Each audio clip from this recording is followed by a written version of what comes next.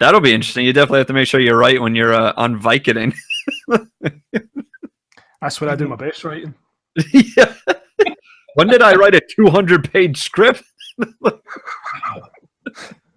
And it's only one scene. It's a fucking monologue. One character, yeah.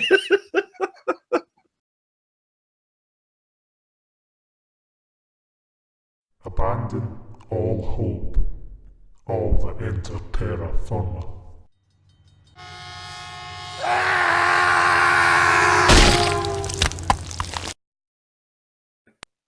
Yeah. Thank God that's over with before anyone heard it. So, what were we talking about? The world may never know. Yeah. Could have been talking about anything at all. Politics, and well, the people know I don't talk about politics. Because that's the worst thing you can ever have a podcast about. You're offending half the people. Yeah. Yeah, right out of the gate. Yeah. So I will say that if people want to talk politics, I hate British politics because they're all arseholes. Every one of them is an arsehole that knows fuck all about doing their actual job. So that's okay. We brought that same point of interest over here and sort of applied it to our own branch of government. So, it was hereditary. Yeah. I just think once you reach that point, and once you reach that level, you're just screwed anyway because you've forgotten what it's like to be a person. It gets really bad when you start having fond memories of the last war criminal that ran your country compared to the current one. You start saying, Tony Blair wasn't really that bad. He killed some people in another country for oil. Didn't take us out of Europe. Really? Yeah. Oh, I got a bone to pick with TW. You couldn't come into a team that had one win and let us off a little bit easy last weekend. Seahawks put smackdown on the Giants. And not only that, but I will be the first to say that I don't think that was a complete pass in the end zone either. It didn't look like our guy had it. It was Green Bay all over again, but this time with real refs and not the replacement ones. Yeah. I can call it when it's my own team screwing up. I mean, I'm a big homer when I'm watching my team, but when my team blows a play or there's a bad call that goes against the other team where I go, guys, you got away with murder. Yeah. And I will say that catch was about as valid as the one against Green Bay. And I still think that we just, thank God for replacement officials because that was sort of the impetus to drive our season forward that year. But also, I agree it was a bad call, but also Landon Collins is 6 foot 221. He can't wrestle a ball away from 5'10", 170-pound Paul Richardson. Are you kidding me right now? He came away with it though. He did eventually come away with it once it was all over. That was the other part that sort of blew me away while I was watching it. I was like, hey, the Giants got the ball. Why are you guys giving us the touchdown? We don't even have the ball in our hand. Our guy's up celebrating without a football. So, or Drew, a prolate spheroid would be the geometrical shape because I know that football has a whole nother meaning on the other side of the pond. So, yeah. See, we have this crazy notion that you would call a sport football in a sport where you just kick a ball with your foot instead of what it really is, a game where you carry it with your hands. That's the dumbest thing I've ever heard. Yeah. we're batshit crazy alcoholics over here. I didn't say we weren't. Yeah, well, I can up that one. The soccer team, as you would call it, that I support, get beat 7-1 off a shitty team at the weekend. So, wow, that was a fun result. That's a brutal score. Yeah, I mean, I don't follow the game that much. I know that there's a team here popular locally that they've got a following and they've won a couple of championships, but it never drew me in. But a 7-1 score, I know enough about the sport to know that's an ass kicking. Yeah. It's always fun. I support the type of team where you have to get absolutely hammered before going and watching them because they're so bad. And the ironic thing about it is half the team isn't even old enough to drink with you. It's like the players are just like the youth team. Like, what's going on? Yeah. We call that a rebuilding franchise over here. We call it being skint. Can't afford a decent player. So we had a lot of years of that. Yeah. So this is basically the Halloween Hangover episode of the show. Obviously, we're recording this before fucking Halloween's even happened, but we'll bitch about how bad Halloween was anyway. Have you seen any horror films this season that were good, bad, and different? You know, I keep trying. I finally broke down and watched Gerald's Game, and that's just more of a twisted softcore, Stephen King story than anything else. I mean, I wouldn't call it a horror story. It wasn't scary, and even the thing with the guy that's supposed to be the Grim Reaper or whatever the hell he is that collects the toes or thumbs or jewelry or whatever's in his little box. It just didn't. It wasn't scary. I'm actually more. What's that series with the kids? Something. I'm actually more interested in waiting for that to come out this weekend on Netflix. Yeah. Because other than it, I haven't seen anything in the horror genre that's jumped off the page at me. So. Yeah. I'm trying. Well, last night, Chris and I recorded. We tried a live commentary track for a film. We chose Zombievers, which was interesting. It wasn't as bad as that absolutely could have been. It kind of got on Netflix. I look at it and I go, no. It knows it's gonna be a shitty horror film. Like the tagline is like they get attacked by zombie beavers. So they went in knowing there was a shitty film and they kind of just owned it in a way. I've seen many much worse films than that one. Yeah, it wasn't quite Raiders of the Lost Shark, but it was also not quite good. That film in a whole genre on its own, as far as I'm concerned. Like, I don't even know what to compare that to.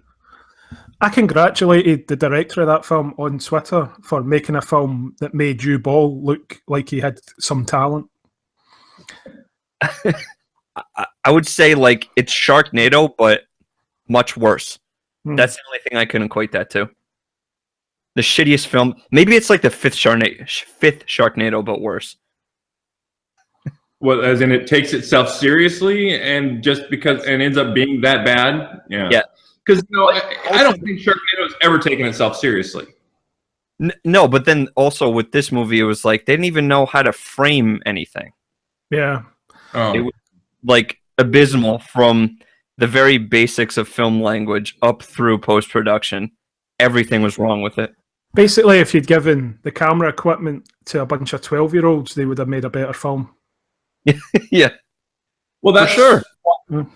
That's what's given birth to programs like Mystery Science Theater 3000, though. I mean, if you look at some of the movies and actually try to get past, Joel and the robots and watch the movie that's going on, you really get an idea of who did these people have, naked pictures of them doing something with a duck to get them to make these movies, because the movies are horrible. I mean, really, Manos Hands of Fate, that is spectacularly bad, and even Mystery Science Theater can't save it with humor. I mean, there are a lot of bad movies, and there's some that I've watched, and I was like, okay, that movie was, that was pretty bad. But then there are some, and I'm like, how did that happen?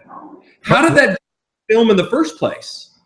And that's what I'm saying. Like, even the films of Mystery Science Theater are done from like through the 40s and 50s. This was done in 2015. Like, it's amazing how far we've progressed as a society in filmmaking, but yet you still have giant stinking turds like that pop up on Amazon somehow, some way. And then idiots click on it and watch it. Yeah. It's the backlash effect of things like Kickstarter. I mean, Kickstarter is good for a lot of things, but there are people that are out there getting GoFundMes and Kickstarters on things that have no business seeing the light of day. Yep. There's one on Kickstarter at the moment where they're saying the whole documentary is going to be them trying to meet David Hasselhoff.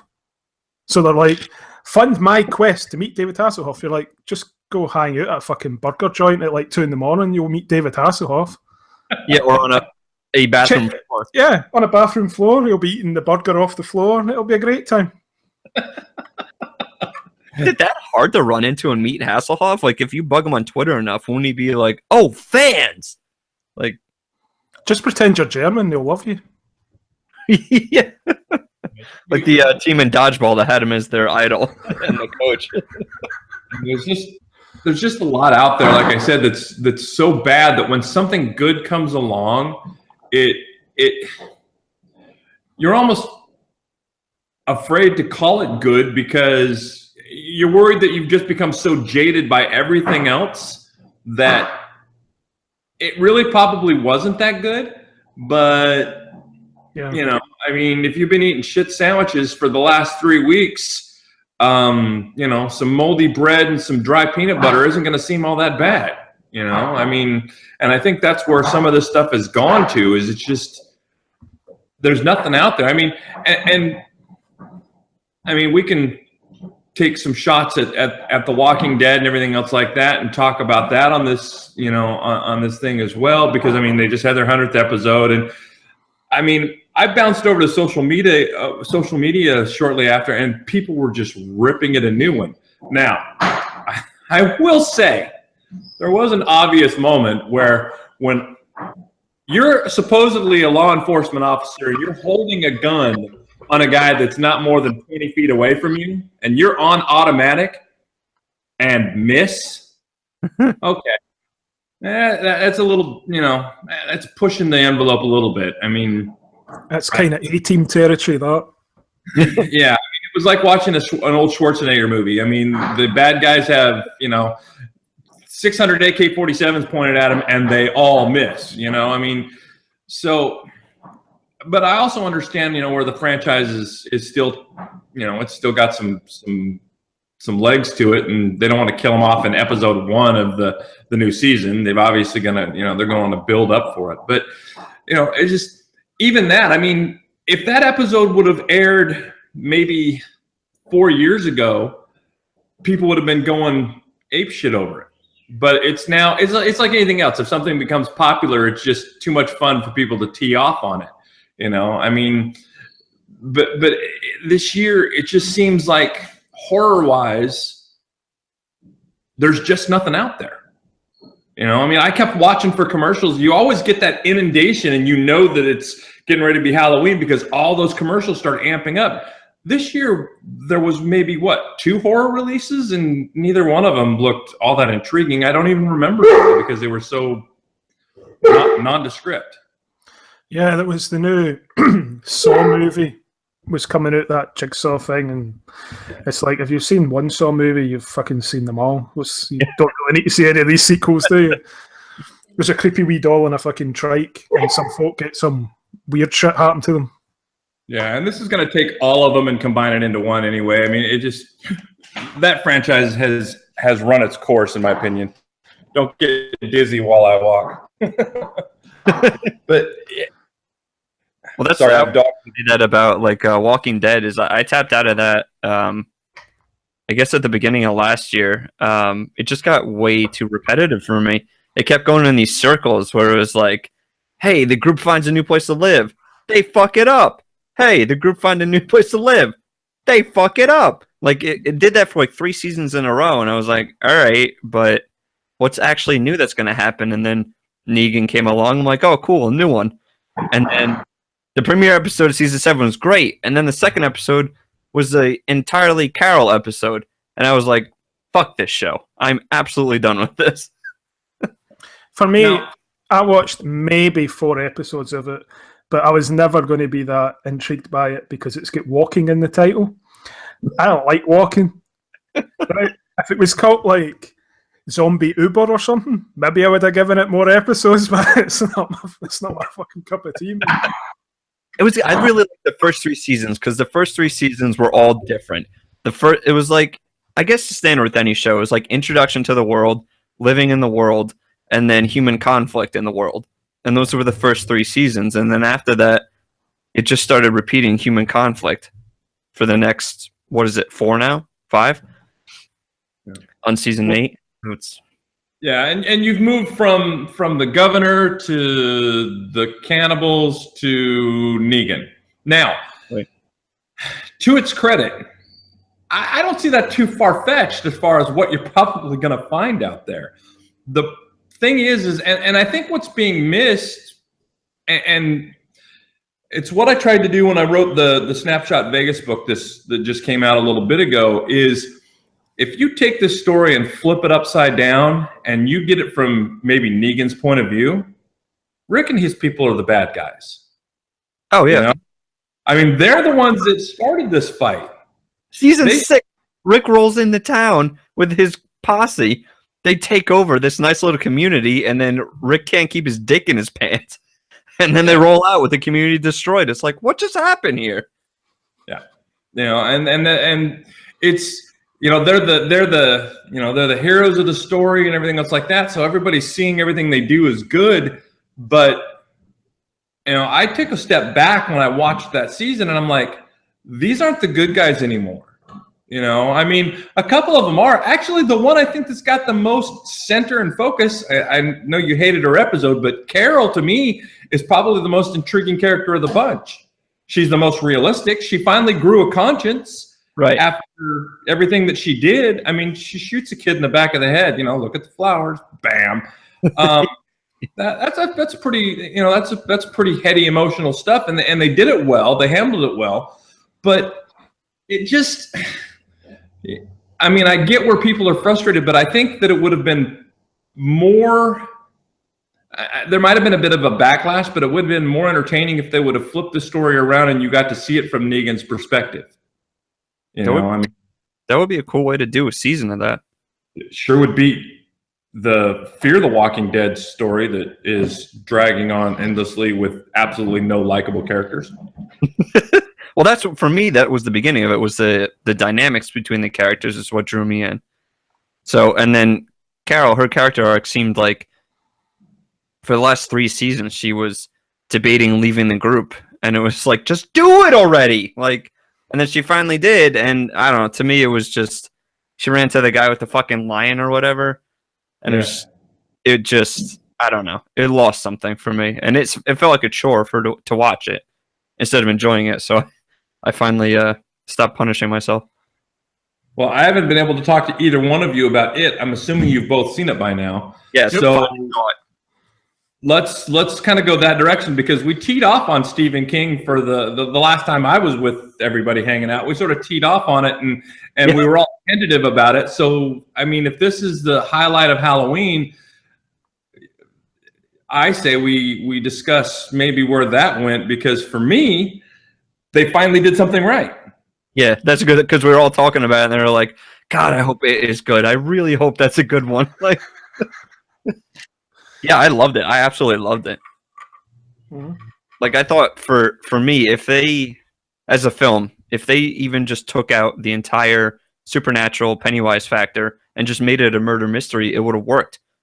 So as a film base, that's awesome to be able to throw in then the really scary sequences and supernatural abilities and things like that. I just thought the whole thing worked so well. Yeah. For me, it was all down to the performance of the kids. They actually got kid actors that could act, right? Which was actually quite impressive. That's the worry for me for part 2. What's the adult actors going to be like? Because the kids really carry it for me. Pennywise, I could have done with seeing less in the film. Because I think you see him so many times, and every time he pops up, he's not very effective. He basically pops up and goes, "Ooh," at the camera, and then the kids run away. If you run away from something that many times, you then think, wait a minute, this clown's a bit of a pussy. Why am I running? That would be how I would interpret it as a kid, to be honest. That's kind of what the kids did by the end of it, you know? But I thought Bill Skarsgård did a great job with it, because to me, it was almost like Heath Ledger playing the Joker, where it was like he drew you into his craziness. That's kind of what it seems like with this version of Pennywise. Like, he didn't really care if anybody talked about him. He just wanted to get his meals for the next 27 years and then get the fuck out. So it seemed to me like I really liked his crazy factor, where he kind of drew you into being this creepy clown instead of doing the like Jared Leto Joker thing where he has to tell you how crazy he is. It didn't seem like that in your face of a performance. Yeah. Watching his for me, where I got hope early on, because when the boat scene happens, of course, they really soft soaped it in the old TV version, but that kid got his arm yanked off. I mean, that was wonderful. I've never been so happy to see a young child have his arm ripped out of the socket and bleed out and then get sucked into a drain pipe. I mean, I sat there, and when that happened, I was like, this has promise. And my wife looks at me and goes, you're so ill and wrong in the head. But, I mean, we sat there. We actually went with friends, and we sat there in this one row and waited, and we'd all had familiarity with the story before. We were all tentative for the most part. And for me, I was just like, if nothing else happens right in the rest of the story, I will hold on to that moment. And when Georgie gets, just demolished. that was beautifully done. Right. And they didn't let up. And that made me happy. They didn't let up. And they didn't rely on, I mean, there were people afterwards that were bitching because there was like the whole beep beep Richie thing was only used once, and it was only used by Pennywise. It wasn't used, and they were like, well, all these other little things that they did, and you can't do every single thing in the book. He caught them, and to me, I thought it worked. Yeah, and to go back to Drew's point, the kids carrying it, along with that, is they really got the character development right, which we all agreed upon was a big problem with a lot of Stephen King adaptations, where every character was so unique, and it's so tough to do with so many characters appearing in the movie. They're all their own person, and it was just so great that they finally portrayed that correctly. So you did give a shit when they went into the house and tried to confront Pennywise. Yeah, for me, in a Stephen King book, characters are always first and the plot is actually always second, the way he writes it. He spends so much time developing the characters that sometimes he kind of misses steps in what he needs to do for the plot to keep it churning along at the right pace, because he gets wrapped up in the cleverness of the characters he's created. But for me, that's what made it probably the best adaptation in a long time, is they actually broke down the characters into who they actually are, made them all different. If you look at the TV adaptation, those kids, there isn't really much range between who's who in it. You could switch them up, no one would give a fuck. To be honest, watching the TV adaptation, I'd quite happily have had all the kids die. I'd quite happily have John Boy Walton die as well, but that's just because I hate the fucking Waltons. I'm with you on that. That guy, if I like this is horrible to say, but there's probably a part of me, if I read a story that he'd at the end of a shotgun, I'd probably not cry. You know what I mean? I'd be like, okay, guess he won't be saying night night to his mummy at the end of the Waltons episodes now. That's a bit fucking harsh. 50-year reunion special for you. Yep. But the kids are really defined character-wise in this one, and they go quite dark in this film compared to where you think they would go when there's kids involved. You get kids getting their stomachs cut open and shit. It's very dark. I was actually very impressed. There was a couple of moments that kind of pissed me off a little bit about the film, but for the most part, I was very impressed by it. Yeah, the kid actors were incredible, and I don't even like calling them kid actors. Those young actors were great. Like, I know I saw Bill Skarsgård do a thing on one of the late night shows. I don't know if it was Kimmel or whatever, but he was talking about performing with these guys, and he had been kept separately during production, just working on like the character because he was so nervous about living up to Tim Curry's adaptation. That the first scene he did with the actors was when the one kid falls through the floor and he breaks his arm, and he goes up and he grabs him and he's all in his face. He said that he was doing this, his whole Pennywise thing. He's screaming, he's drooling. And then when they yelled cut, he was like, "Was that okay? Are you okay? It's just me, Bill." And the kid was like, "Love what you're doing with your character. Keep it up," and walked away. And he was just kind of like, "What?" Yeah. These kids are for real. That's nice. It's good. And it's good to know. I mean, and I only really recognized one of the kids that was, that was one of the performers because he's in that other Netflix series. But all of them held their own. Oh, absolutely. Mm-hmm. So. Yeah, and how good is that kid right now? Stranger Things season 1 and 2, and then his career is off to quite the start. Yeah, he's either going to be a big star or a fucking nobody like the guy for Harry Potter. Or this is it. Yep, or he ends up just overdosing on heroin in the bathroom by the time he's 19. Yeah, what for River Phoenix? Yes. Yeah, we're still talking about him, I mean, yeah. Let's be honest, if he was alive, he wouldn't be. His career would have shot the bed in the 90s. Once he stopped being as cute. So come on. Right. I think the same thing with Nirvana and Kurt Cobain. I think after a while, people would have gotten sick of him. People would be like, "You not write a fucking happy song." He'd be like what Adele is now. People are always moaning that all her songs are moaning about breakups. And they're like, "Write a fucking happy song, you miserable bitch." They'd be like that with Kurt Cobain. You could let Adele and what's that little country tart? Taylor Swift. Taylor could write the "I Met You, We Fell in Love," and then Adele could write the breakup song, and they could just back and forth on an album ad nauseum, and just they basically anyway. Decimate the population of most of the millennial tweeners now, and kind of thin the herd. I'm going to go out on a limb and guess you said country tart. I did. Okay. In my head, you said cunty fart, and that was funny. And you were like, "Hey, that's my thing." Yeah, that's a great thing. So yeah, you just redid the faulty tower sign and just turned country tart into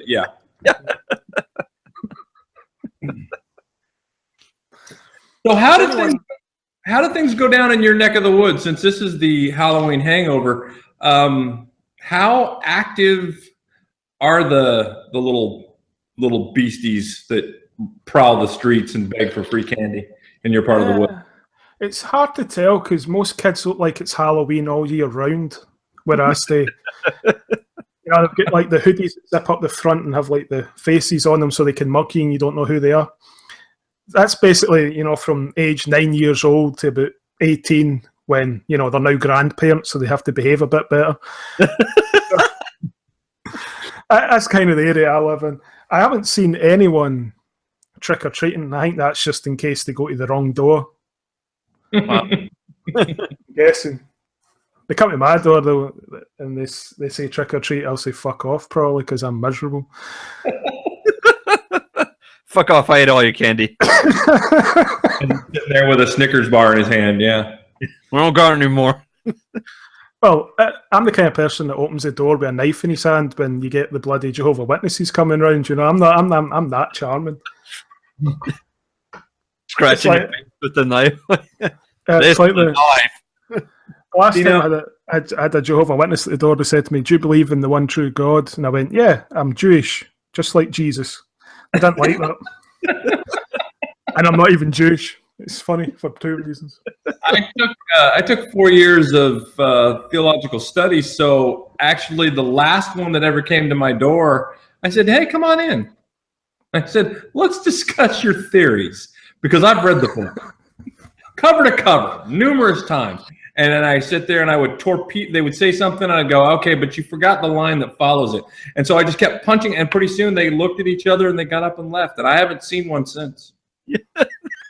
They're like, "No, don't go to that door. I'll actually question."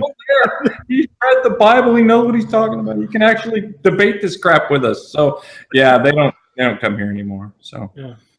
Last year was the first year in my house where I had trick or treaters come, and I feel like I turned into my father full out. Like I had Halloween music playing through like the Bluetooth speakers. I was like amped to see the kids and throw out candy. I was like, oh God, what happened to me? Like, it's actually pretty active out here. I live outside of Portland, so it's it's a little teeny. It used to be a logging town.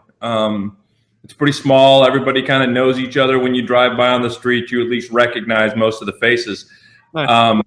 So our neighborhood's actually pretty active in it, and every year I have a lot to live up to because every year the people wait for my decorations to go up. So I actually had to be kind of short-ended on it this year because I couldn't move around too well after that fall. Right. So I wasn't able to do a whole lot. So it's sort of a minimalist design this season. But, I'll go like 2 years ago, I had the entire house webbed over. The whole front yard had been webbed, and I had spiders ranging from 6 feet to, I'm still finding the little plastic ones. Still, 3 years later, I'm finding them because I grabbed bags of them and I was just hurling it into the web so that it was all over the place. And then we had strobe lights and spotlights and everything else like that all over the yard. So awesome. Yeah. Like I said, a little tame this year. So you should just have video playing on repeat in the front yard. Like, this is why. All right, relax. I just can't be bothered going and buying all the treats because around where I come from, they'll be looking for like black tar heroin or crystal meth or some shit as their treat. So it's like you got to go to the 3 doors down to the local drug dealer to actually buy that shit. You know what I mean? What the fuck is this? It's a Kit Kat. I don't want that. I can't mainline this. Well, what I'm for. And they're probably going to still pebble dash your house with dog shit anyway. After you give them the chocolate, you know what I mean? So fuck it. You don't want to get into a war like that with me. I've got 2 Newfoundlands, so I will find you and I will win. I have the nuclear option in my front yard, so I mean. I would just go around their house and beat the shit out of their dad in front of them. That's just the way I would deal with it. I have a paintball gun. I have never been able to use it, and I'm really disappointed about that. You should use it for like when there's old grannies walking past your house, just because it's slower targets to build up to. Quick kicks. Up, right? Yeah. Loosen up the shoulder and everything. You get. I was going to say you get brownie points if you hit them on the arse, but that's just wrong. Instead of paint, you could just load them up with like mineral ice or icy hot or something like that. You might help their bursitis. There you go. Yeah. Get one of those tennis ball launcher guns for dogs in the park. Could probably knock someone out with one of them. Yeah. T-shirt cannon.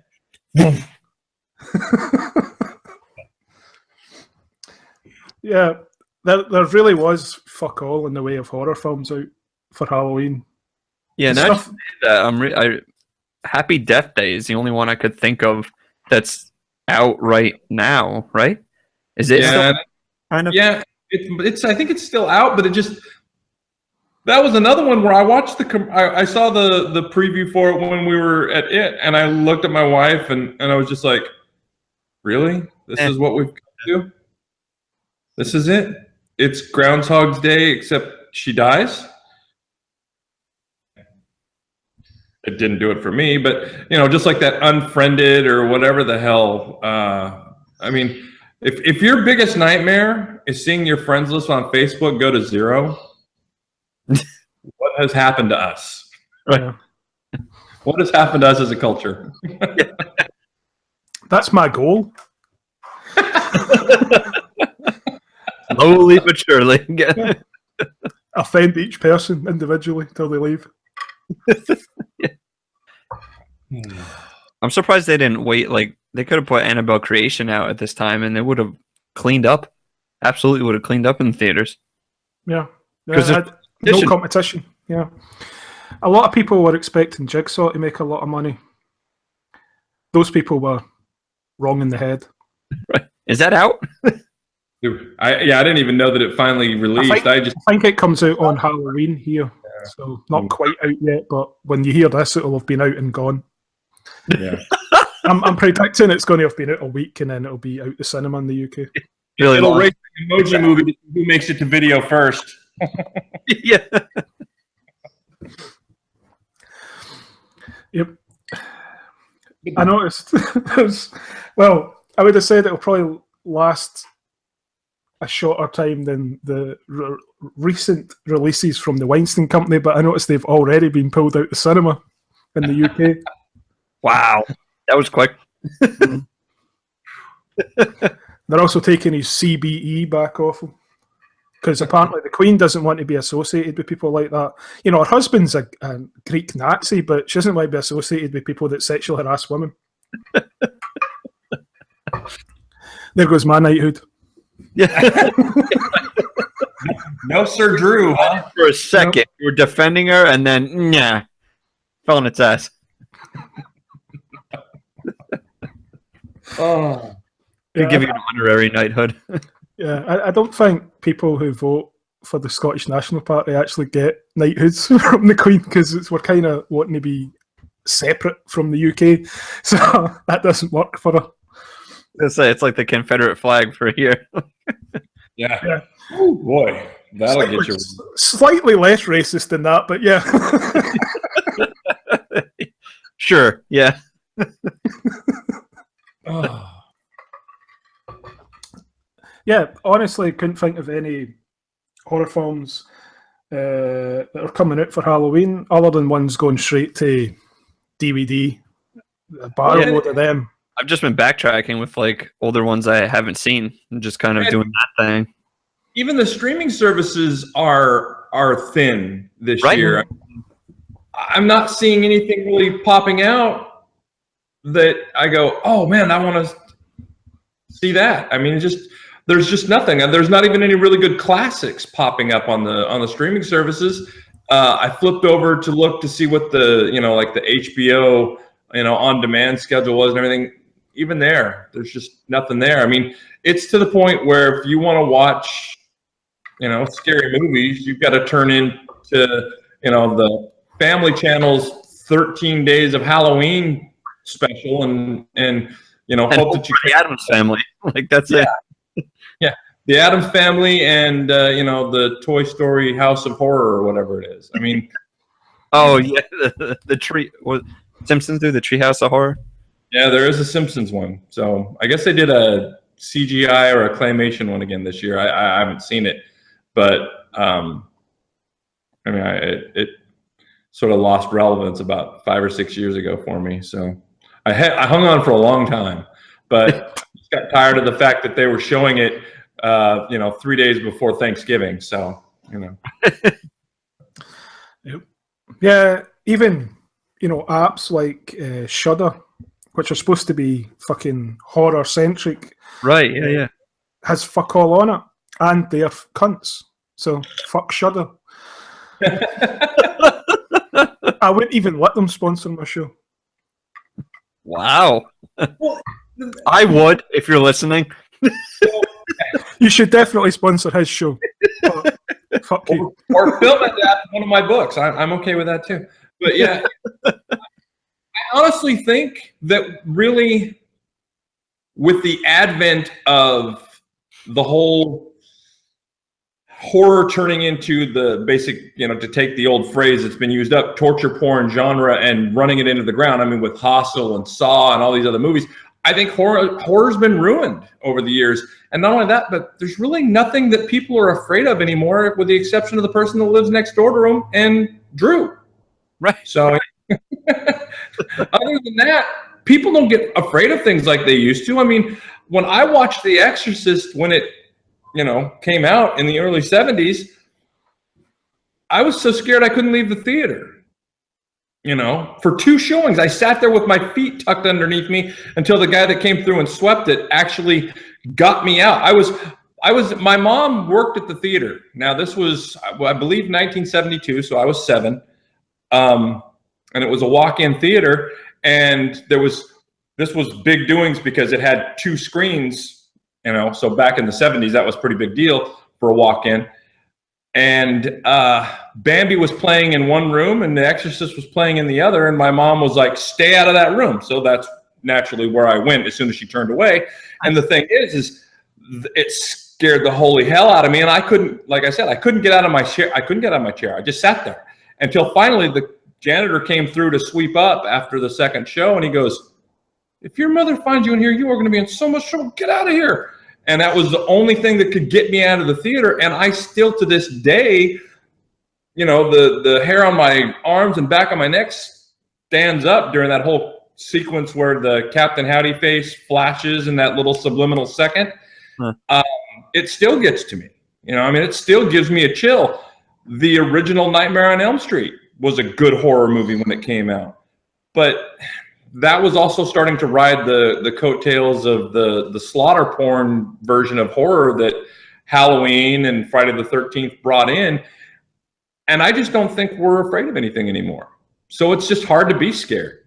I think desensitized is definitely a big part of it. And then maybe we're also starting to see that wave of like companies will only make films that can make a butt fuck ton of money. So it's either you're in the Marvel universe or you're doing an indie film. And that might be what we're supposed to see with horror. Like I always say, James Wan, anything he touches in the horror genre is usually good. But he's one man. There's only a couple movie series he's done. He can't release all these films. Like I'm surprised. Nobody's followed in his footsteps yet. Yeah, and he's going to be leaving horror behind now. He's got Aquaman and all these other things lined up. Oh, that's disappointing. I mean, good for him, but I think they're talking to him to do one of the Star Wars projects that's coming up as well. So interesting. He's probably not going to be doing a horror film for a while. The Boba Fett movie, I think. Yeah. Wow. Yeah. Yeah, my son's through the roof about that one. That's he's been waiting for that since the character originated back in the 3 seconds he was in the original Star Wars movies. But yeah, I mean, Halloween now is, I mean, excuses for people to unleash their inner harlot and wear cat suits and all that other stuff. Me, I'm gonna go full on drag queen this year. We're having a party on the 27th, so I'm dragging it up. Nice. I haven't told anybody. I haven't told my friends. They have no idea, so they're not going to find out till they get here and I answer the door. And it's gonna make some people backpedal. So because I am not a dainty lad. And they're gonna be like, "Wait, didn't I see you on the street corner the other night?" You'll be like, "Nope. This is a bad idea. Bad idea." And I actually have friends that will probably say that. So I'm kind of picturing Rocky Horror Picture Show. Actually, I was in the cast back in the early '80s when I was much younger and about half my weight. So yeah. I interviewed a guy that was in the sequel to Rocky Horror Picture Show. Shock Treatment. Yeah, which I found out when interviewing him because I'd never fucking heard of it, but I had to bluff my way through that I'd seen it. I was like, that was a great film. Tim Curry was great in it. He's like, Tim Curry wasn't in it. Richard O'Brien and Patricia Quinn, I think, were the only two originals. Yeah. Little Nell, I think, might have been in it as well. So yeah. But yeah, I used to be really part of that scene. I could have done the show with you, Drew. He wished I would have done it for him. It would have been helpful. Yeah. I used to have the 8-track of the soundtrack. So yeah. I've seen a lot of stuff advertised for Halloween next year, which is weird because it's barely Halloween now. But next year we've got the new Halloween movie. Okay, yeah. Which ignores everything after Halloween 2. And some people are saying it ignores Halloween 2, so it depends who you listen to. Okay. If it's just the first one, then this. There's a new Hellraiser movie coming out that a lot of people are excited for. I'm not. One, it's got no budget. It's not got Doug Bradley, and it's got nothing. Clive Barker's not anything to do with it, so what the fuck's the point? And what was the other one that was listed? It's dependent if it comes out or not, if they get the filming done. But apparently Eli Roth is trying to remake Seven. Oh, no. Yeah. Oh, what's in the theaters? That's Took a second.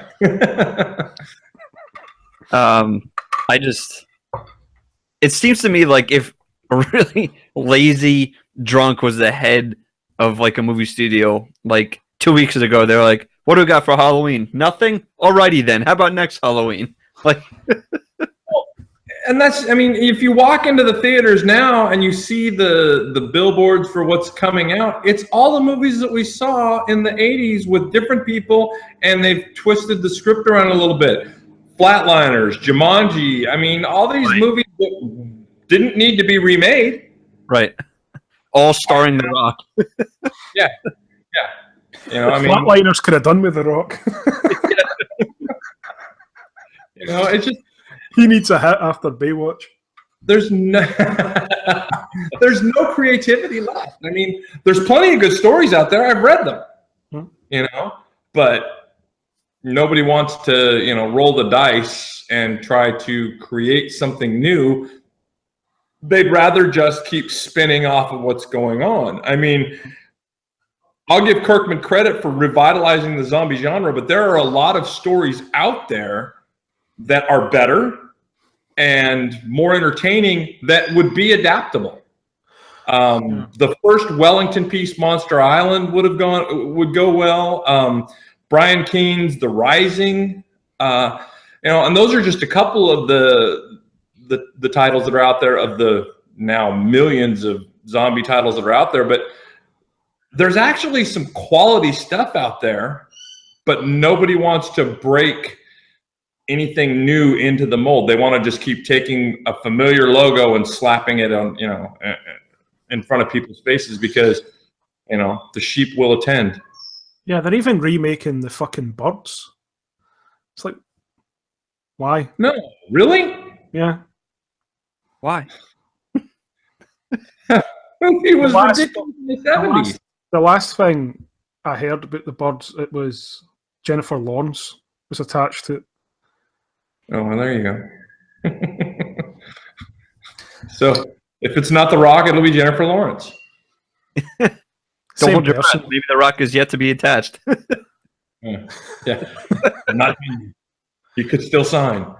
Yeah, but it's just, I mean, but that's my He's point. the Bird. There's a lot. If that original movie, it's made, and then if Mel Brooks gets a chance to make fun of that movie should never be touched again to do a remake. Agreed. Yeah. There's already a parody of it. How about you don't do another serious version of it? Yeah. I mean, I keep hoping that somebody will, you know, knock on the door of, you know, one of the writers that I've read, and, you know, because I'll be the first to say most of my stuff is really not. The Dead series, for one, would never make it. It wouldn't go over. The only thing I have that's written that has any commercial viability would be Zomblog or That Guleva. But I've read plenty out there. I've read plenty of good stories, and not just in the zombie genre. I mean, I've read other horror stories. There's good stuff out there, but nobody wants to take a chance, you know? I mean, it's like they didn't learn. Blair Witch kind of gave everybody hope that an indie could come along, grab something, and do something with it. But then, of course, it got copied ad nauseum to where it became a punchline. And then they made sequels that had, you know, just And reboots. everything about them was just mundane and a waste of time. And it's why horror constantly kind of sort of gets overlooked as a legitimate genre, because we use one storyline and then we beat it to death ad nauseum, and that's it. That's my rant. Well, I think part of it too is the like replay value and the audiences it plays to, because like superhero films are redundant as fuck, and it's really getting hard to watch. But they're also rated G, and they can play forever in the theaters. Like if And they it's sell a shitload of toys. exactly all the merchandise, like after a certain amount of time of a horror bomb, that's it. Like it's not going to play to the same audiences. It's not going to have the merchandise sales or the wide release. Yeah, see, merchandise. That's what makes Maybe one of your authors will get picked up after The Walking Dead goes off air. Maybe AMC will just keep riding that train. You know, That's the hope. One day. I've got 2 projects that would have a chance, you know, to go somewhere, and I don't, you know, I don't hold out for it to happen, but you know, it'd be great if it does. You know, I'm actually more interested in, you know, some college group or some webcaster type team that wants to do something, taking my stuff and having fun with it. I just would love to see something that I could sit back and watch and go, oh, that's almost my story. Because that's kind of what happens to anything anyway. I mean, it never stays true to the actual, you know, bit that you read. I mean, if you're expecting that to happen, then you obviously haven't read any of a book. You know, you've not read a single one, because not a book that I've ever seen converted has been followed faithfully. But there's got to be more than what we're getting. You know, there's got to be more out there than what we're getting. I wish I spoke Korean or Japanese. For the love of God, they're doing stuff right over there. You know, I mean, Train to Busan could be a franchise. We just get the American attempts of the good Japanese horrors. Starring Sarah Michelle Gellar. Yeah. When was the last time those words were put together? A fucking wedding video or something. A couple of my old wedding videos would be scarier than most of those movies. Plot twist, he was actually wearing the drag in the wedding videos. You saw that. I did not think that VHS had ever been copied. And that, ladies and gentlemen, is how the original ring started.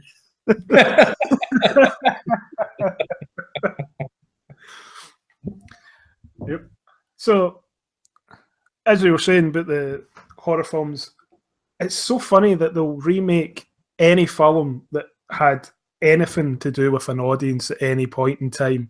They won't invest any money and actually make something new. Because here's the funny thing: like they've been trying to remake Towering Inferno and all these stupid fucking movies for like 10 years.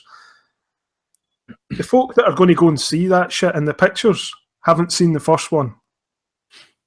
The people that watched Baywatch in the pictures probably didn't watch the TV show because they weren't born yet.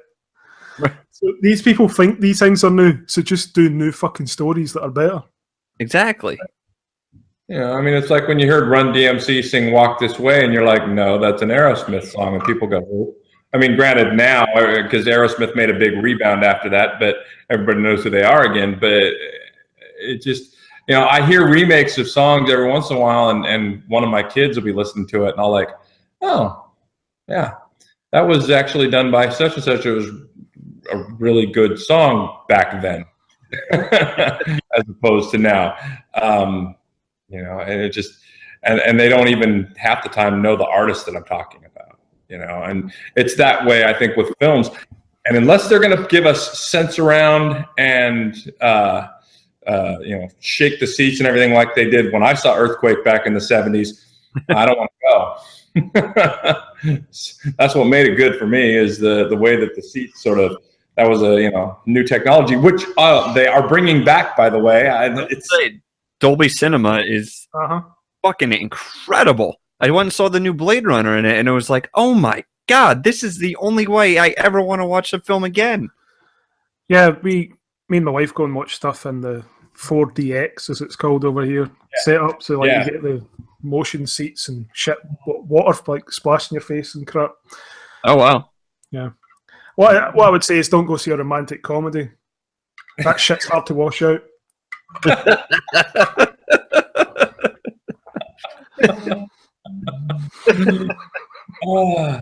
My first ever I gotta get away from that. My first ever the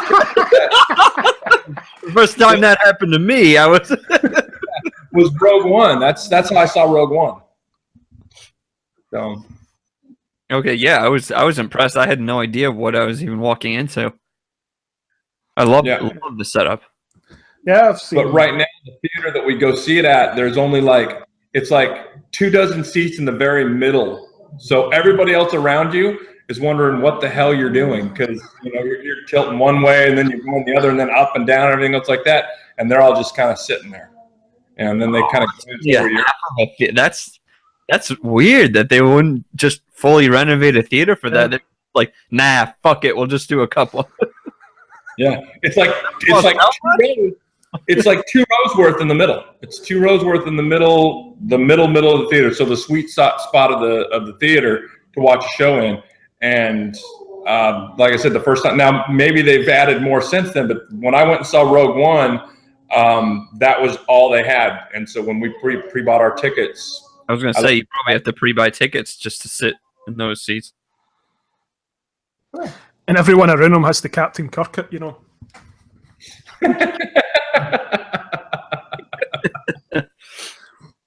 Like Monty Python, you have to have a vomit bucket next to you just in case. I do that half the time at the theater anyway. I mean, I sit there and I watch and I turn my head and I'm like that. I mean, I actually, after a friend of mine made a comment one time on his blog, I turned on my camera on my computer while I was writing, and that's a stand-up comedy all by itself. The expressions and the way that I'm doing stuff when I write, oh my God, I had no idea. I look like Joe Cocker towards the end when he's really having a rough time without any meds. I mean, I look like I've got some sort of palsy. I mean, I'm all over the place.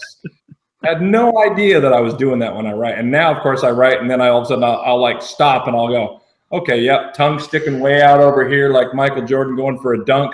My head's cocked over to the side. I'm hunched over. What the hell's wrong with me? So, yeah. You're an athletic writer. You have to stretch before you write. It's get done right, and then it's like, the shoulder. Oh, giving me some problems.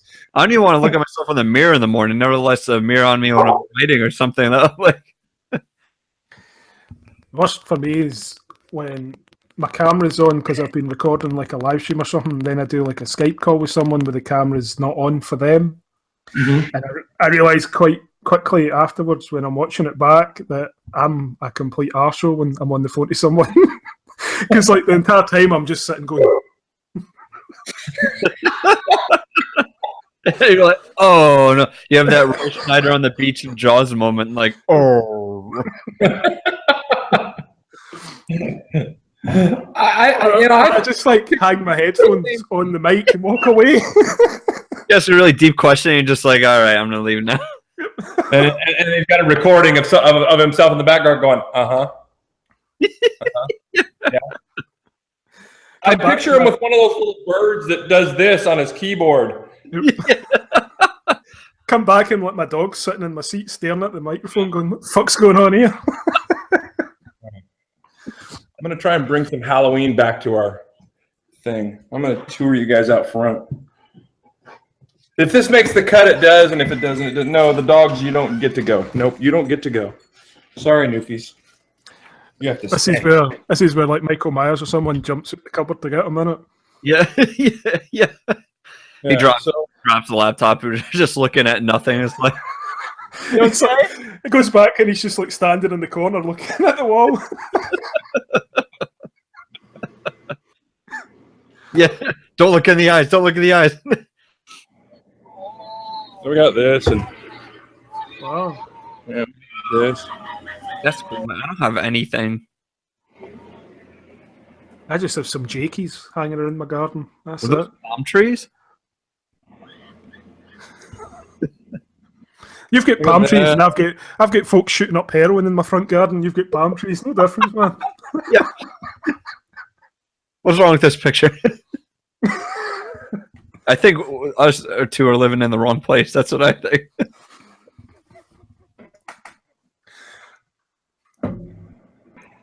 Anyway, so we're getting away from the Wi-Fi, so I'll probably go back in now. And then, of course, at night, there's like strobes and lightning bolts and pretty much all that other crap.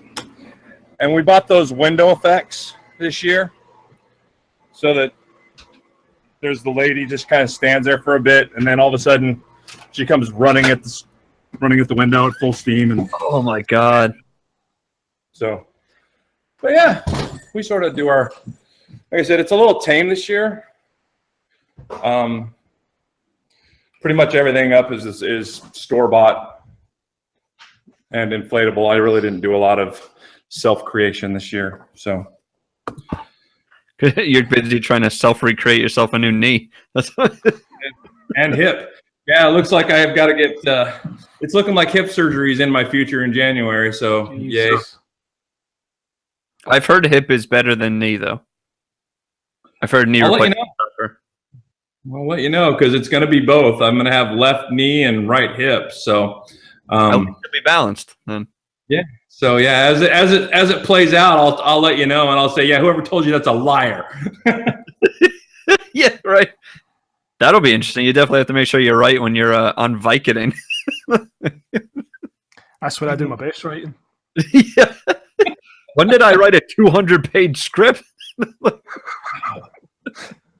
And it's only one scene. It's a fucking monologue. One character, yeah. But yeah, it's just a movie you were watching that you were writing while it's happening. Like, this is just Apocalypse Now. Like, this is nothing new.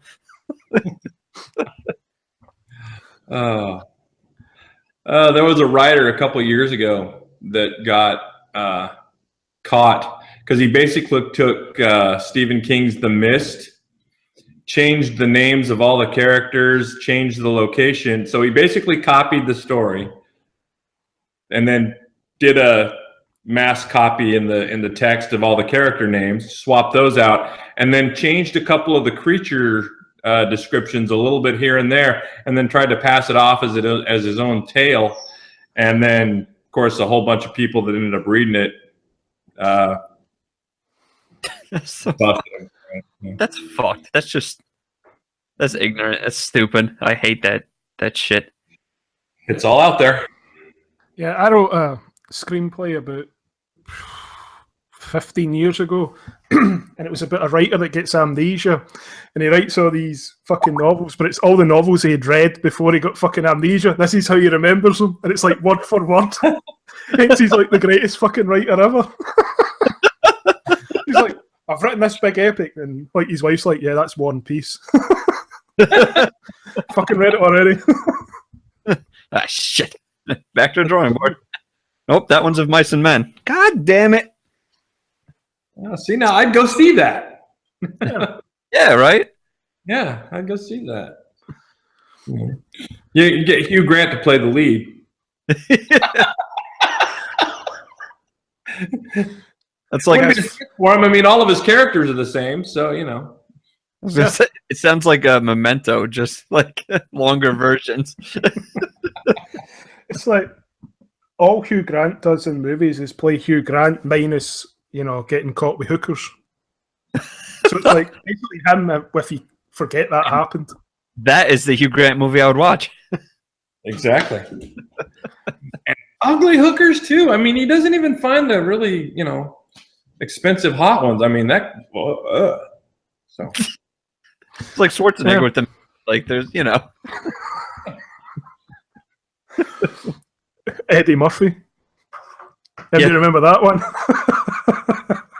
It must just be something where it's like it's too easy all around you, and then there's just one woman who backtalks you, and you're like, wait a second. I loved his excuse that he was just giving someone a lift home. Right. Yeah. And you're like, yeah, you're just giving a lift home dick. while your pants are at your fucking ankles. Define lift. Yeah. I spelled it with a Y, so it was cool.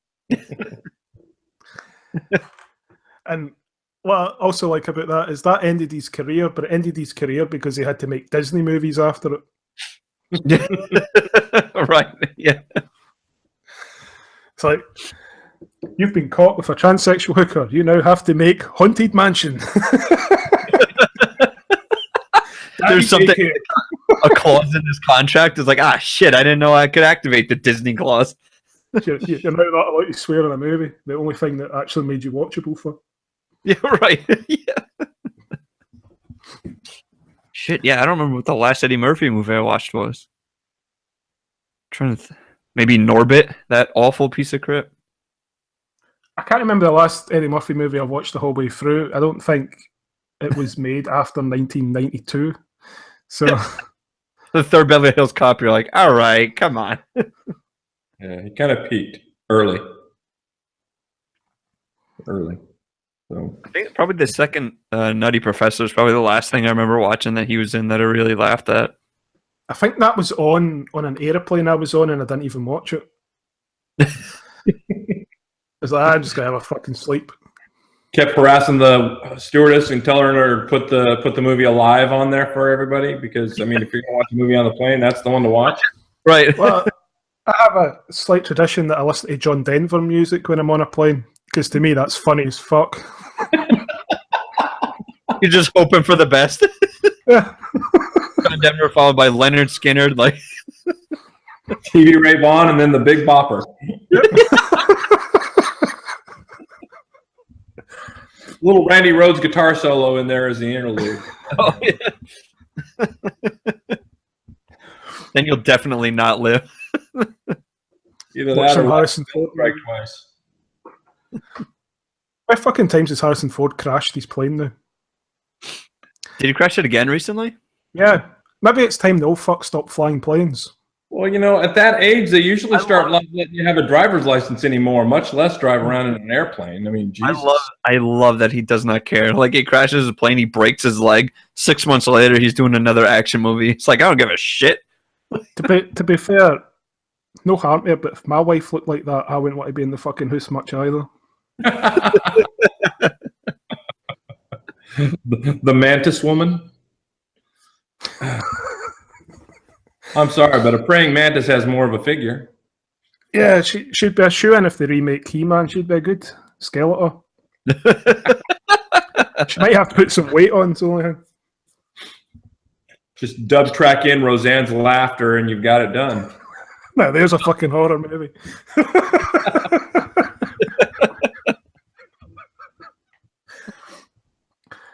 Yeah, I found a way to get us back to Halloween. Yeah. Yeah. What I find hilarious about the whole prospect, everyone going apeshit over this new Halloween movie, they're like, oh, this is going to be amazing. John Carpenter's on board with it and all this shit. John Carpenter's on board because John Carpenter needs money. Yeah.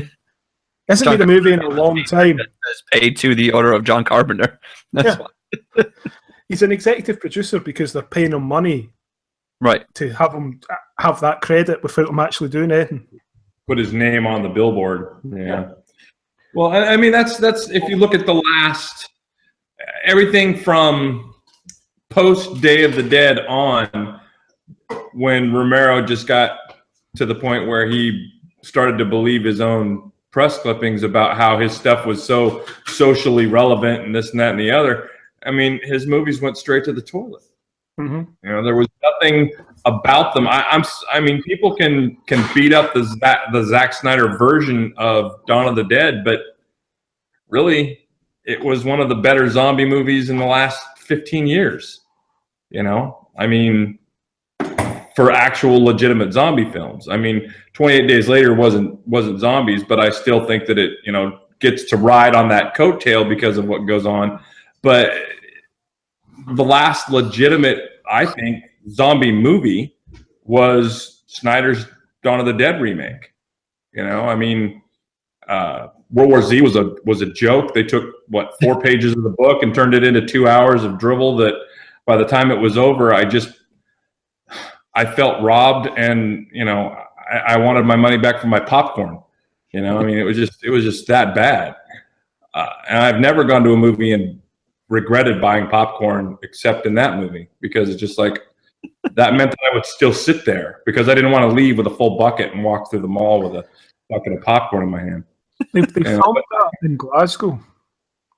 What's that? They filmed World War Z in Glasgow. A friend of mine was an extra in it, and he got fired because he made eye contact with Brad Pitt. So Brad Pitt's basically a fuckwit. Oh, a Scottish guy looked at me. I was going to say, are people just excited about the new Halloween because Jordan Peele is attached to it. But also, who would have nobody would have cared before Get Out came out. Yeah, right. Because Danny McBride doing a Halloween film that sounds interesting to me, but I have no idea why the masses are interested in that. And so many people are like, "Oh, Jamie Lee Curtis is back." Yeah, Jamie Lee Curtis was in the fucking one with Busta Rhymes. That's not a guarantee that it's going to be any good. Yeah, exactly. For all we know, there's going to be whoever the equivalent of Busta Rhymes is now, because I don't listen to rap music, so I don't fucking know who anyone that's famous that does it anymore. It's the equivalent of someone, whoever's the equivalent of him, kung fu kicking Mike Myers out a window. That could still happen. 50 Cent could be in it. He's kind of like businessman. That's how much he costs to be in a movie now, because he's bankrupt. You'll have to pay him 50 cents. It's because he's never that good of a rapper to actually make a career off of. I can't fucking act for shit either. I've yet to see. But don't die trying. Get it?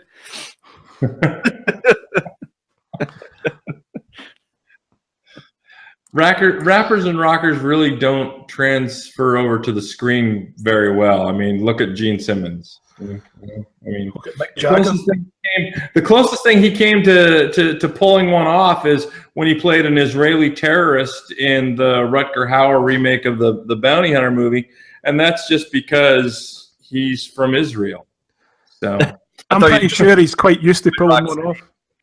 Detroit Rock City when he's just playing himself. Yeah, I have a hard spot about that movie. So that's why he had to pull it off.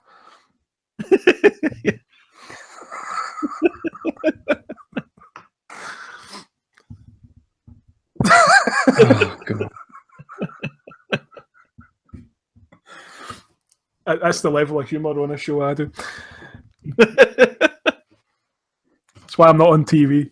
I ain't above it. Nope. Right in it. No, anybody that isn't hanging out with us. Yeah, I just it's sort of it's kind of depressing to see what's out there or not out there in horror, B, what passes for horror, and see the end product of what people throw together and think is going to sell. I mean, and like you're saying, I mean, if they're going to put Carpenter's name on it just so that they can put that on the poster and people are going to go pay to buy tickets. People from our generation, because my son could care less. I mean, he wouldn't know who John Carpenter is if they walk past each other in the street.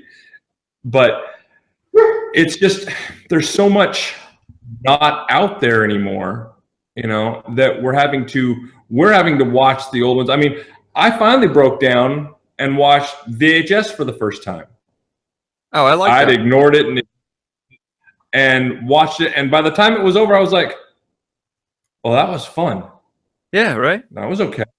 Yeah, that was fun. Now, I have not watched VHS 2 because it scares the hell out of me that it's like, no. You had a fun idea. Don't screw with it. VHS 2 is all right. By the time you get to VHS Viral, it's a piece of dog shit. So you might be safe going VHS 2. I would leave the third one. Just leave it out of your queue altogether. Yeah, okay. I'd leave the third one. Yeah.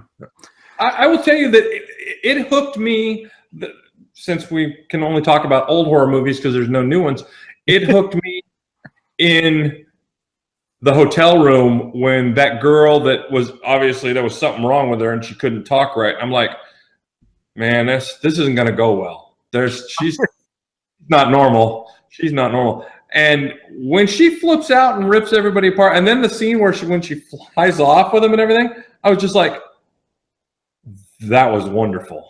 I like the way they did that. Like, that was great. An hour and a half of a found footage film is really tough to get through these days. But if you break it up like that, if you do 3 shorts of found footage with kind of an overlaying story, it works well if the shorts are worth it. Yeah, pretty much the film Volumes of Blood. That's quite a good anthology. Volumes of Blood. Yeah. Okay, now, is that on Netflix right now? And if I watch it, am I going to look for you later with a gun? It's on Amazon Prime, I believe. I don't think it's on I got Netflix, but yeah. Has anybody watched Lore yet on Amazon? Mm-mm. My problem is I have Amazon Prime, but I never switch over to it until all of a sudden I go, oh, I want to go see this one show, and then to make all the hurdles that I have to jump through on my smart TV to get to it, I just go, screw it. Netflix is a button. Bink. It's actually on the remote. If Amazon was smart, they would invest in an Amazon Prime button for TV remotes like Netflix has on all the new devices that come out, because that's what ends up happening. I just end up hitting the Netflix button, and then that's where I get stuck. I was going to say, Amazon for me should thank Samsung, because the smart TV I had was a piece of shit with the built-in app, so I got Fire TV. So it's obviously very easy to get to all the Prime stuff that way. Oh, okay, yeah. See, we got a Samsung TV, but the remote doesn't work. Okay. And it's got That's all the very fucking common, that. Doesn't work. So all these features down at the bottom, Hulu and Amazon Prime and everything else like that, if I hit the button, it sits there and says that it's trying to initiate the Bluetooth, and then nothing happens. And I just kind of go, screw it. And I use my regular remote, and I hit Amazon Prime, and I hit Netflix, and then I'm good. So yeah. That's one name in a whole lot of services. I'll just throw in. I have Now TV, which means fucking nothing to people in America. It's basically what used to be called Sky B. I think they just call Sky TV now, which is basically satellite television. This is a version of it. Just so we're not just talking about one lot of services. Now, here's the thing. I'm doing that, talking about them all evenly, so I can get sponsored by some. There was a BBC show. There was a BBC zombie series a couple of years ago. A friend of mine said that they just watched it on Hulu, which I don't have Hulu, so I've not seen it. But apparently, it's it's not Fido, so it's not a comedy version of things. But apparently, it's post-apocalypse, and the zombies are like integrated into society or something. But it was a BBC show, and it was a series, not a comedy. And I don't have the title. I'll message it to you, Drew, and let you see if you can maybe track it down on your end. But like I said, apparently it's on Hulu. Everybody that's watching it says it's really quite good. So, it's not. It's like they took Fido and decided to go serious instead of comedy.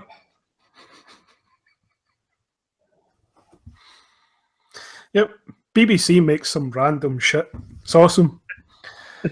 You get like fucking Great British Bake Off, and then something about people that rip each other's faces off, back to back. Right. Taxpayers' money at work. Programming at its finest. Yeah. They got to fill the time, because there's like all these presenters that used to be on the BBC that are now in jail because they were all kiddie fiddlers. They're all child molesters, basically. All these presenters from like the 70s and 80s. So they got to fill in the time that used to be repeats. Kiddie fiddlers. Yeah, kiddie fiddlers. There's always one phrase I can pull away from doing one of these episodes I've never heard before that I absolutely... Yeah, they fiddle the kiddies. What was fuckduggery, I think, was another one. Yeah, fuckduggery. Yeah. See? Drew is educational television.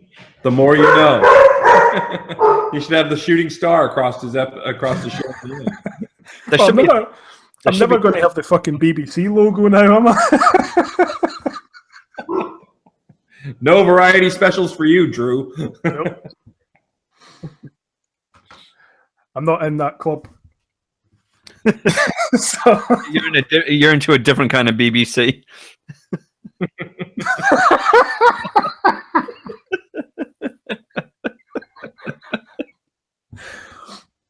I'm pretty sure Hunt is going to come out sooner or later.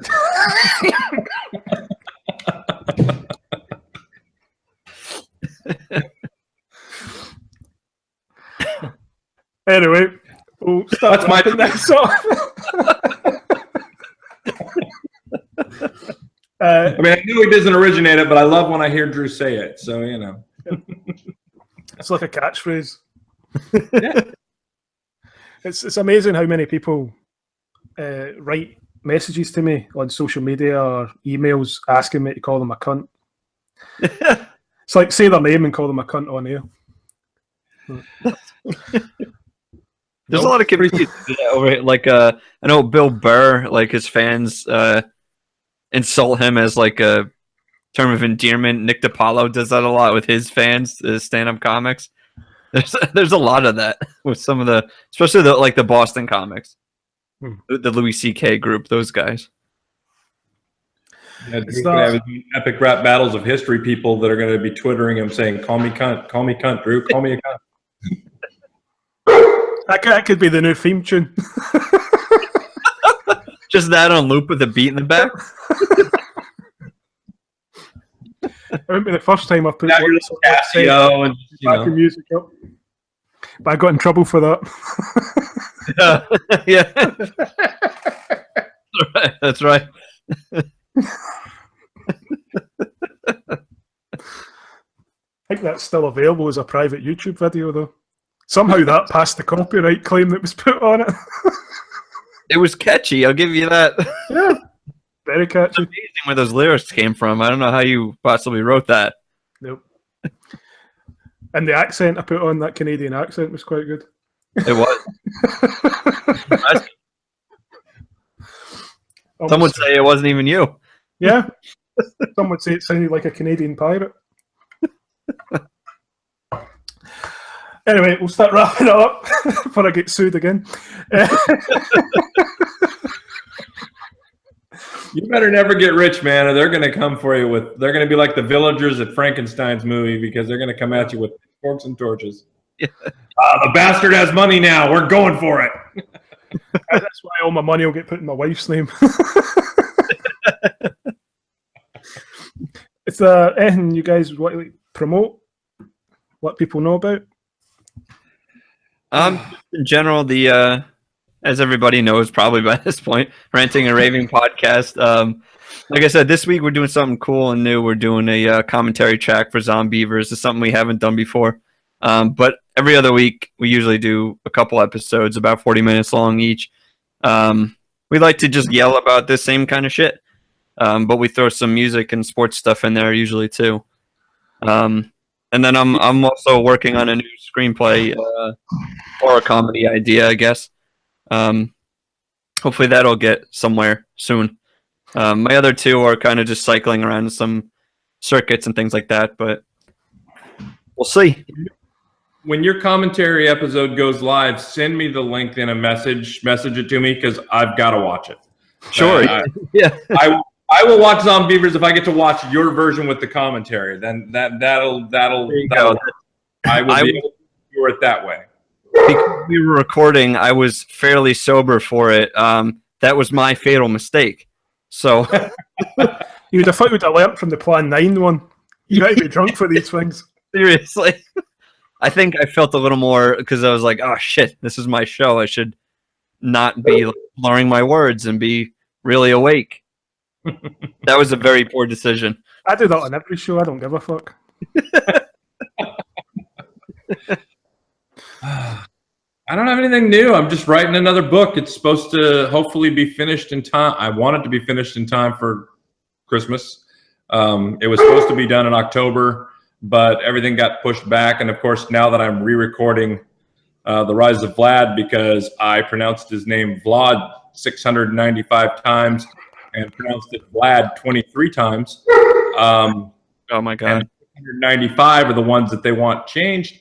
I have to redo it. So it is my screw up. You can't just take the clip of you saying, like, no, you know what I mean, the correct way and putting it in. You have to read I have to recut each line. And by the time I finished recutting chapter 4 today, and it was a 7.5 minute chapter, and it took me an hour and a half to recut and listen and recut and listen, I just said, screw it. I'm redoing the whole book. Oh, man. How long are your turnarounds between books? It seems because you just put out one and you're already planning on releasing another one. That's crazy. Yes, I try to release a book of my own that I write every 90 to 100 days. Wow. Audio wise, I produce one approximately every 8 to 10. That's impressive. Wow. Well, if you write 3,000 words a day, you know, you can get 100,000 words put out in, you know, no time at all. I mean, month and a half, and then you go through and you do cleanup and edit and send it to your betas and find out that, you know, you killed this person and then brought them back to life 2 chapters later. So you fix those things. I say that one because I've done that. And I killed one character 3 times in the same book. So yeah, that's what beta readers are for, to catch when you fall asleep at the wheel. But yeah, I try to, like I said, I try to have a release every 90 to 100 days. When you're an indie, that's kind of what you have to roll with, because otherwise you slide off the landscape and people forget you're out there. So when you're an indie writer and you're not Stephen King, you've got to put out 100,000 words every 3 months. Wow. Very cool. I usually get like, because Drew knows I write the screenplays, so it's like I write 90 to 100 pages, and then I just edit that for the next like 2 months. Instead of actually writing something new, I'm critiquing. For me, when it's screenplays, the development stage is the long part. I can write a screenplay in about 5 days. Okay. I've written one. I've written 100 and I think it was 18-page screenplay in something like 3 hours before. What the fuck? Yeah. Like the development stage, it was probably about 3 months. Right. The You research need a lot of just, background. You need to develop the characters, all that kind of stuff, so you know how they interact on the page before you actually jump in. Otherwise, it's a really empty feeling. Yeah. Well, and that's just it. Is, I mean, you know, when I'm writing, it's, for me, I've just always been fortunate because the stories just come right to me. I mean, I don't really have a problem with that. The problem that I have is just right now is time, because between audio production, writing, plus I edit for clients as well. So somebody will send me their book and they'll say, oh, by the way, I need you to rush this because I accidentally put it on pre-order and I clicked the wrong date, and I've got to have it back in 3 days. So I tell them, okay, I will edit your book in 3 days. And that means that that's all I'll do for 3 days. But it just, when I was just writing, getting a book out every 100 days was easy. Now it's a lot harder. So, and Snapshot Vegas was probably the hardest book I've ever written for me, because it's basically going to be a big backstory for a character that's going to come into play later on in the Dead series, the proper new Dead series.